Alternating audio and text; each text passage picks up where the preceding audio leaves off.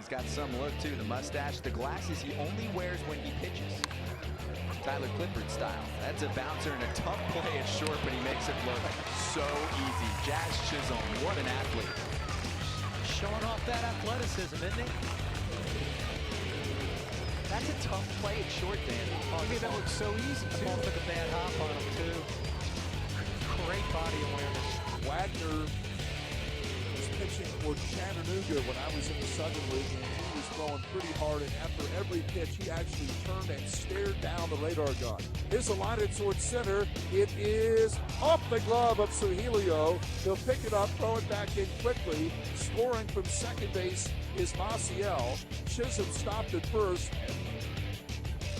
One out in the inning. Dragons trail 6-1 and a 1-1. Hit in the air out to right again. This ball is drilled. A high rainbow out to right field, and that one's gone. Jazz Chisholm with his second home run of the ball game. And this is a fly ball out to center field. Going back as Plummer turns around, and that one clear did. A home run, two-run shot for Chisholm. Bohm has the potential to hit for average as well as power at the highest level. He has strength and excellent bat speed to go along with excellent strike zone control. As a result, he can draw walks and doesn't strike out much, especially for someone who can generate plus raw power. The Phillies are excited to have him work with their new hitting coach and implement their more advanced program in 2019. While he has worked on his defense at third, the jury is still out as to whether he'll be able to stay there. He did do a lot of agility and flexibility type work during instructional league play after last season.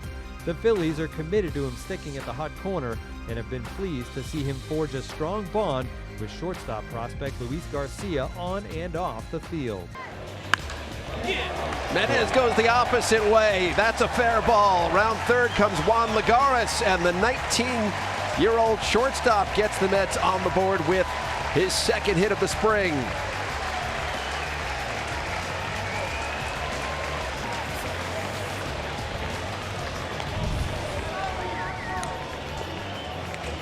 Fastball belt high up, stayed nice and level, went right with the pitch.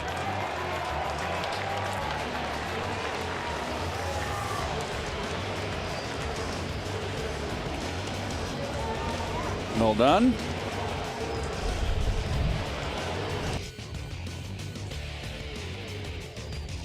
Pitch. Line to left, and that's going to drop for a base hit. Rolls all the way back down the left field line. Around third, Franco comes in and scores. They're going to wave around Healy. Here's the throw to the plate from Tucker. It's late, and 2 runs score. Now the throw gets away from Pabst, and Gimenez ends up all the way at third base. A 2-run double, and Binghamton has pulled back within a run. The 0-1. Gimenez drives it towards left center. This one a base hit, skipping all the way past Krieger, rolling to the wall. Franco scores. Around third, Biondi. He comes in, and Andres Gimenez pulls into second with a 2-run double. The Ponies lead 3-0. How about that off the bat from Gimenez? Oh, that was hit hard, and the left fielder was kind of playing him shallow, and he didn't have a direct route to cut that off before it got in the alley.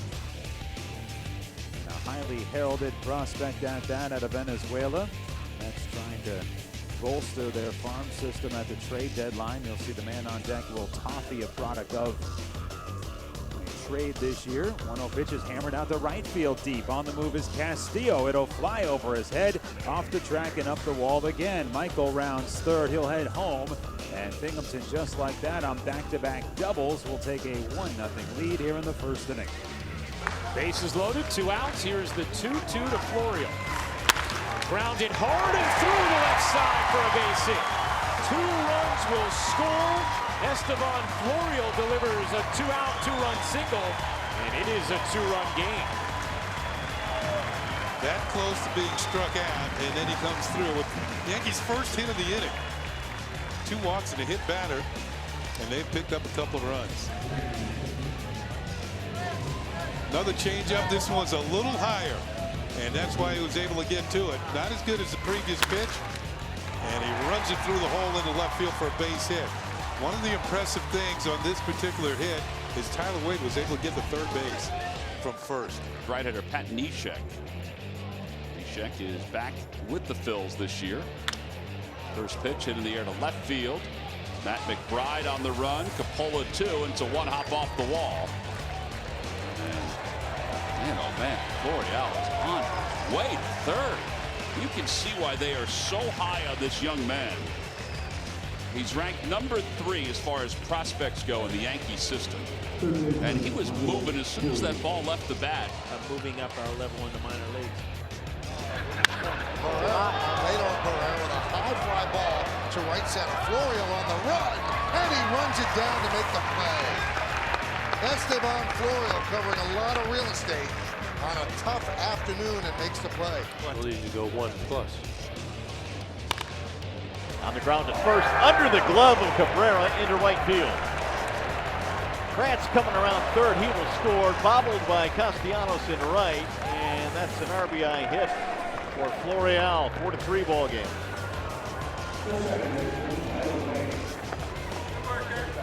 Well, you can see when we play the replay here, this dirt gets dried out. A lot of footprints on it. We've had a lot of runners.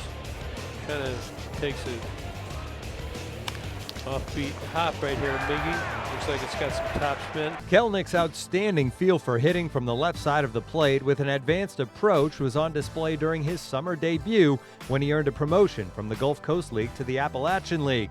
He has a knack for barreling up the baseball with solid raw power some feel will eventually translate to above-average in-game pop as he matures.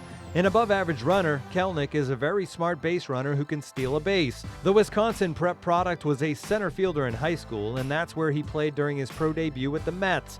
While the jury is still out on his ability to stay there long-term, he does have the arm for right field should he have to slide over. Everything's lively, David, with that fastball, a little cut down and in. I've never seen him touch 94. He's just thrown 3 straight 94 fastballs, but he consistently is in the 29, 3,100 RPM rate with that breaking ball. Change up, down and away. Drop third, striking in the end, turned into a strikeout like Canadian Noah Naylor, his battery mate. Will Banfield goes to work. First pitch swinging on the ground, long throw across the diamond. Being able to stay within the confines of what you do very well for these kids. To get that right, well done. As Philip Clark leads things off here in the settling in. One of the things that's most impressive about him is he had another strikeout. Having to go through some rough spells in their delivery and trying to work out some kinks. It ain't broke. You know, why be fancy?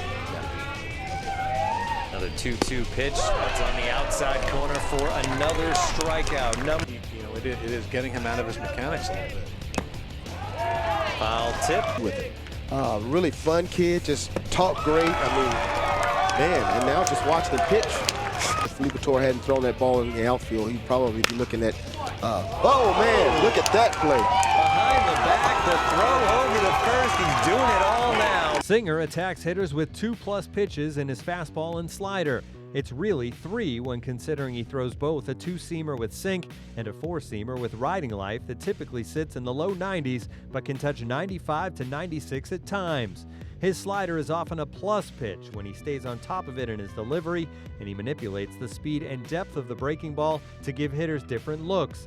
With those 2 pitches, he didn't need his changeup much, but he has shown some feel for it, and given his overall pitching acumen, there's confidence it will give him a third at least average offering. The second of 3 games at the Helen DeVos Children's Hospital Family Day. First pitch swung on deep to left field, going back, and at the wall, McClain looking up, and that one is over the fence. Home run. Jonathan India and Dayton, a no-doubter.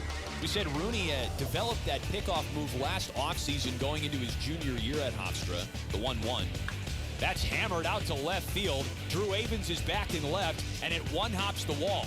Avens plays the bounce, throws it to second. India slides in head first, and he is safe under the tag of the second baseman. Make that the second baseman, Devin Mann. First pitch to Daniel. Swung on a pitch. That changeup and he's throwing.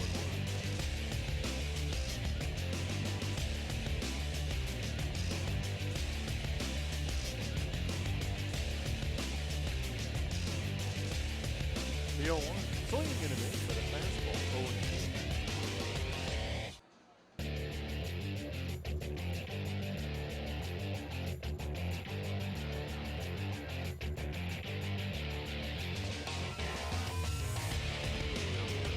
No balls, 2 strikes. The 0-2 pitch. Swing and a miss. 3-pitch strikeout and 2 outs. For Fort Wayne to break this scoreless tie in the top of the 5th inning. Righty on lefty. Neutral stands for Rosario. Fastball. That went into foul territory. Bortles gives it a chase and one hops into the stands. Right by Crash the River Rascal.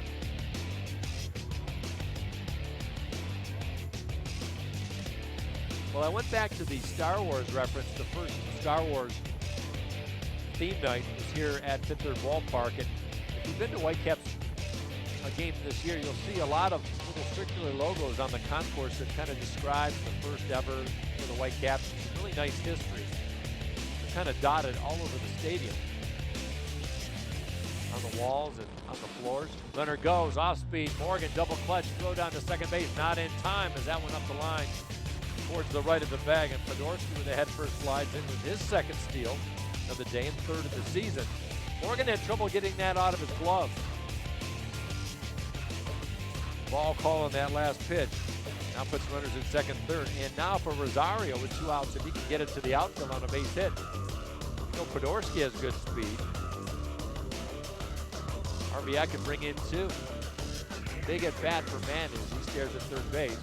Works the first base side of the rubber. Now Forrest went in way inside. Gets Rosario out of this drought.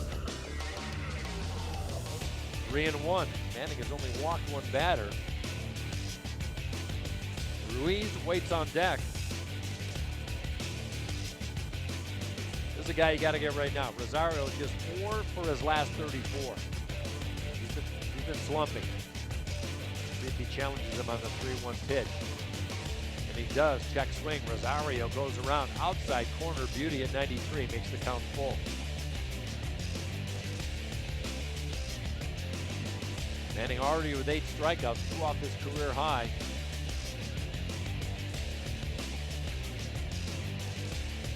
Peterson heels of the shortstop back on the grass.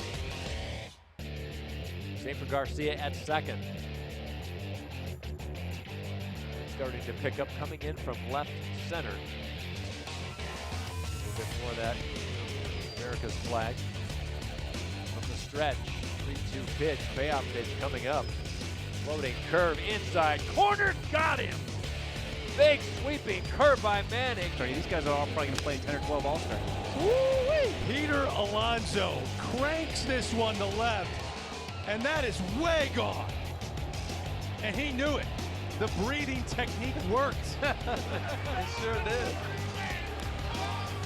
Another home run hit in this Futures game. Well, you see the orange and blue socks of the Mets. Now, Gators talking about the Mets. Gators too. He's another one of the Gators.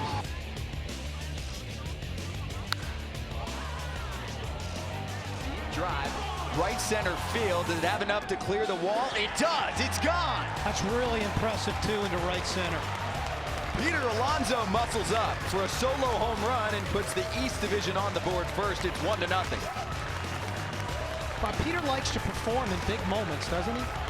He does. Not only did he hit we'll probably show footage of it later, a unique home run at the Futures game where it seemed like it was a pop-up that went about 400-something feet.